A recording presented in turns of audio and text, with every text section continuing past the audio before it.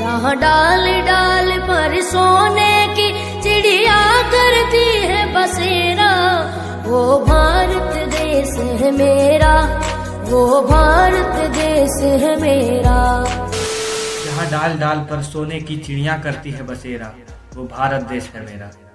इस गाने में भारत को एक ऐसे पेड़ की तरह दर्शाया गया है जिसके डाल डाल पर सोने की चिड़िया रहा करती है। क्या ये मेटाफोर भारत को दर्शाने के लिए सही है भी, या फिर लिरिक्स राइटर ने ऐसे ही मजे मजे में ये गाना लिख दिया है? भला भारत जैसे देश को सोने की चिड़िया कहना ठीक होगा? आइए इस वीडियो में ऐसे ही कुछ सवालों के ऊपर से पर्दा हटाते हैं।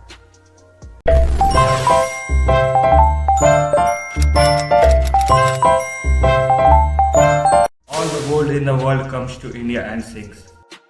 मतलब सारी दुनिया का सोना भारत में आकर यही रह जाता है। ये मैं नहीं कह रहा, एक रोमन राइटर प्लिनी ने 77 AD में ये कहा था। तो आखिर उनके ऐसे कहने के पीछे की वजह क्या थी? दरअसल एक समय ऐसा भी था जब पूरी दुनिया का 40% वेल्थ भारत के पास हुआ करता था।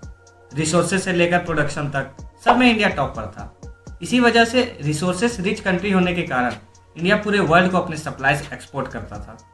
इंडिया के ट्रेड नेटवर्क्स यूरोप से लेकर मिडिल ईस्ट तक सब जगह फैले हुए थे और उस दौर में ज्यादातर ट्रेड्स गोल्ड में हुआ करते थे। तो इसीलिए सारी दुनिया से सोना भारत में आकर यहीं पर रह जाता था और सोने से भरा हुआ ये देश सोने की चिड़िया कहलाने लगा।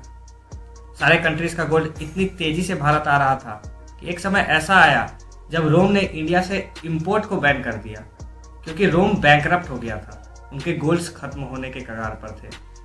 हमारी लेगेसी उस वक्त कुछ ऐसी थी दोस्तों। फिर एक समय ऐसा भी आया जब बहुत सारे टर्किश इन्वेडर्स ने भारत पर हमला किया, यहाँ के खजानों को लूट कर ले गए। ये वो दौर था जब सोने की चिड़िया पर खतरा मंडरा रहा था। सैकड़ों सालों के उथल पुथल के बावजूद भी भारत पूरी दुनिया का सबसे अमीर देश था। फिर एंट्री होती है ब्रिटिशर्स की और इसके बाद इंडिया की लेगेसी मानो खत्म ही होने वाली थी। जब अंग्रेज आए थे उस वक्त भी भारत पूरी दुनिया का 25% वेल्थ कंट्रीब्यूट कर रहा था और फिर 200 सालों के डिस्ट्रक्शन के बाद ये आंकड़ा 4% से भी नीचे जा गिरा था। डॉक्टर उषा पटनायक और डॉक्टर प्रभात पटनायक की किताब अ थ्योरी ऑफ इंपेरियलिज्म में उन्होंने कैलकुलेटेड डेटा देते हुए बताया है कि ब्रिटेन ने 1765 से 1938 तक करीब $45 ट्रिलियन भारत से लूटा है। और इतना ही नहीं, इसके आगे डॉक्टर सुब्रमण्यम स्वामी की किताब reset regaining India economic legacy में उन्होंने बताया है कि अगर कैलकुलेशन को आगे 1939 से 1948 तक कंटिन्यू किया जाए तो ये आंकड़ा $71 ट्रिलियन तक प्रेडिक्ट किया जाता है। जी हाँ, $71 ट्रिलियन। आज के यूएसए, चाइना और पूरी यूरोपियन यूनियन का मिलाकर जीडीपी काउंट किया जाए फिर भी उससे बहुत कम है। स्वामी जी आगे बताते हैं कि इसे बड़े ही सिस्टमैटिक तरीके से लूटा गया है, जिसे ब्रिटेन आज तक एक्सेप्ट नहीं करता है।